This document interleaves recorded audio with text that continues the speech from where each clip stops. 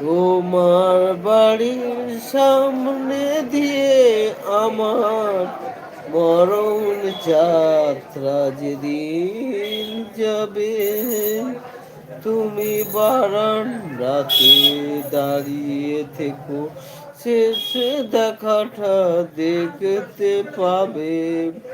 মরণ যাত্রা যেদিন যাবে, তোমার বাড়ির সামনে দিয়ে আমরা মরণ যাত্রা যেদিন যাবে, তুমি বারান্দাতে দাঁড়িয়ে থাকো, শেষ দেখাটা দেখতে পাবে।